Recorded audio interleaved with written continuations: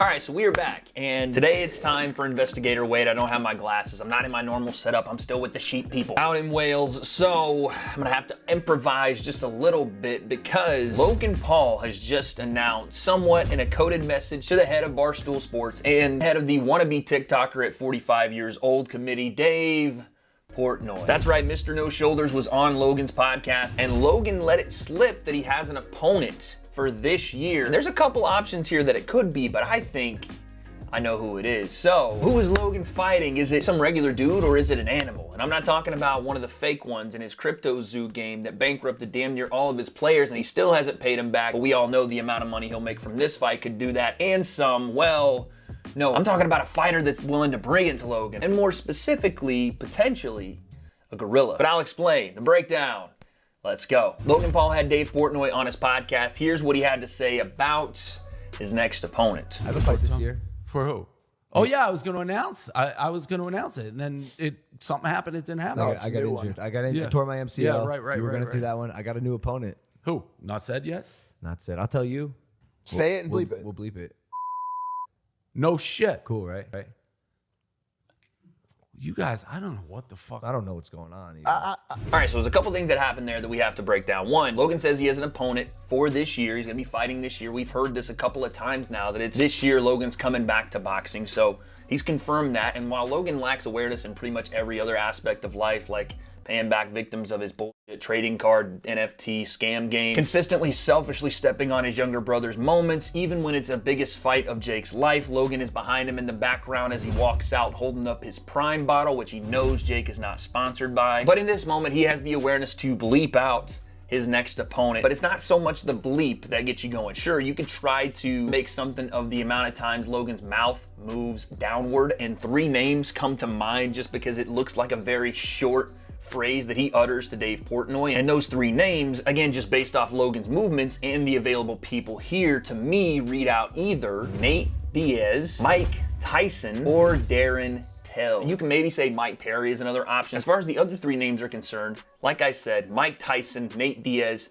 Darren Till. Those 3 are because, one, Mike Tyson has been linked to the Paul brothers, mostly Jake, but we know that Logan likes to take that shine from his brother like Floyd and his goons tried to in Miami when Jake was rocking a $300,000 watch. And as far as name value is concerned, that would elicit a reaction like that from Dave Portnoy, who, let's be honest, yes, he does some dealings in the boxing realm with Rough and Rowdy, and even sometimes with Showtime, DAZN, Canelo Alvarez. He's done those fights and also has some bearing in the UFC, but isn't a fight analyst and doesn't really have any idea what the he's talking about when it comes to fighting. So a name like that would elicit a whoa, or how, you know, that kind of reaction that Dave just gave. It also would make sense for a name like Nate Diaz. Then we go the other way with a guy like Darren Till, who just got released from his UFC contract. He did say it was a mutual thing that he wanted to be released so he could go and clear up some health issues. And we know the injury he's been talking about in the UFC has been his knee, so don't know if he's ready to fight or if he's ready to box so quickly. So we're gonna have to see if that would even potentially work out. But the reason the name Darren Till comes up is because of one, Dylan Dennis, and because Darren Till had also mentioned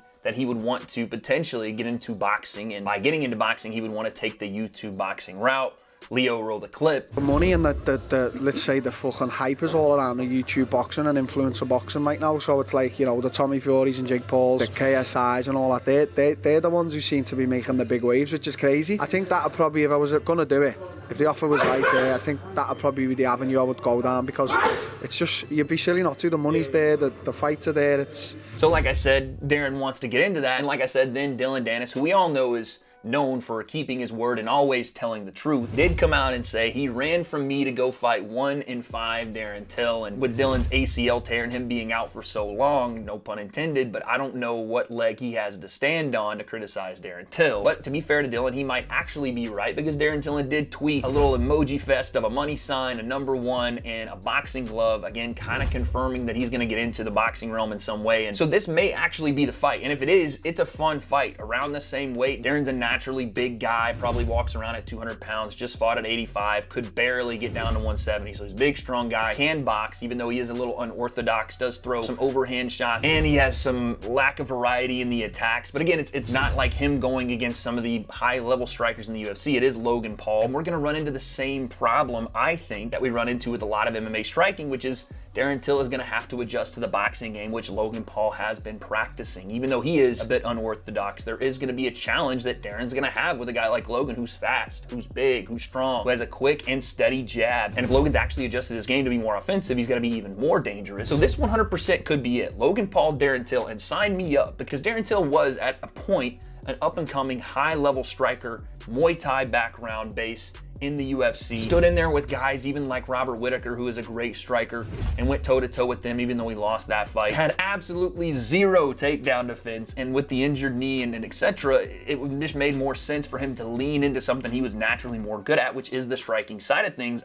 It doesn't make a lot of sense to me. The knee injury, the fact that he was just released from the UFC, does that name value really hold a ton of weight for a guy like Logan? Sure, he can sell with anyone, but is he taking the Jake Paul route where he goes and grabs one of the UFC guys that's just been booted from the promotion and tries to make the name off them? Maybe that's the case. So that may be it, especially with Darren Till talking about wanting to fight one of the YouTubers. He said KSI and Jake Paul in his video, but Logan is right there too. And if, again, they're looking for people and he wants to fight a YouTuber, it goes hand in hand. But let me just offer one more name, because I don't know if I'm super convinced just yet. Dave Portnoy's reaction to Logan Paul saying whatever name he said was shocked. Like, how could you possibly make that happen? How in the world is that a fight that you could actually make and or be competitive in and or think you could win? And to be dead honest with you, I don't even know if Dave Portnoy knows who the fuck Darren Till is. See, Dave doesn't watch the UFC like that. Maybe he does, and maybe since, you know, Patty Pimblett is a part of Barstool Sports and he's another Scouser, maybe there's some connection there. I don't know. But what if it's not Darren Till? What if it's not Mike Tyson? What if it's Nate Diaz? And I bring this to you because there's a couple little bits and pieces of evidence here that I have and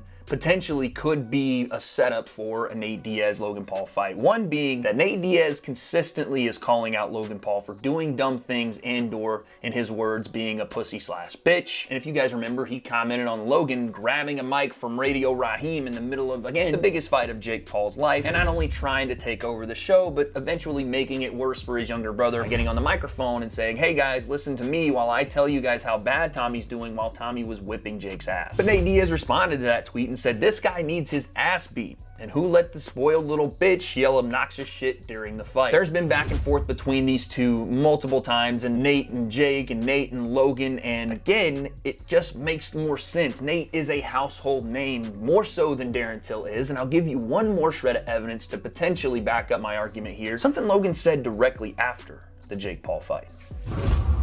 You think you want the rematch immediately? Jake and Tommy? Yeah. Yeah, probably. Yeah. Which means I get to fight the person that Jake was. Now, do you hear that? I'm gonna take it back one more time so you guys can see what exactly Logan just said. You think you want the rematch immediately? Jake and Tommy? Yeah. Yeah, probably. Yeah.